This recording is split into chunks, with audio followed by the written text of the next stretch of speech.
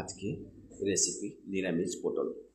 কাঁচা লঙ্কা কেটে রেখেছি, আলু কেটে রেখেছি, পটল কেটে রেখেছি, কড়াই তেল দিয়েছি। কড়াই তেলের মধ্যে জিরে, তেজপাতা, ডালচিনি, পটল দিলাম, আলুগুলো দিলাম। আলুগুলো ভালো করে নেড়ে নেবো।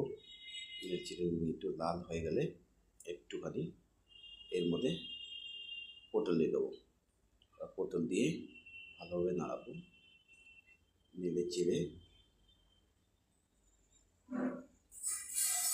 এবার হলুদ দিলাম, নুন দিলাম, ভালো করে একটু কষে নেব, যে পটলের জল আলু জলে দিয়ে একটু সিদ্ধ হয়ে যায়। এবারে ঢেকে দিয়েছি। ঢাকা পরে টমেটো নিলাম, দিয়ে মিক্সে এটা গ্রাইন্ড করে দেবো, পুরো টমেটো পিউরি যেন হয়ে যায়। দিয়ে তো পটল আলু অর্ধেক পুরো সিদ্ধ হয়ে গেছে। এবারে এটাকে মিশিয়ে দেবো, দিয়ে নেড়ে চেড়ে একটু ধনা পাতা, একটু হালকা গরম মশলা দিয়ে এটাকে নামিয়ে দেবো। দেবে এটা রুটির সাথে খেতে হবে, ভাতের সাথে খেলে হবে, ওটার সাথে খেলে যে কোনো জিনিস খাবে, নিরামিষ করলে খুব ভালো। অনেকক্ষণ যতক্ষণ জল না মরে ততক্ষণ হয়ে যাবে। এর মধ্যে একটু কালার ভালো দেখার জানার জন্য একটু কাশ্মীর লঙ্কা গুঁড়ো দিয়ে দিয়েছি, দেখতে খুব সুন্দর হবে।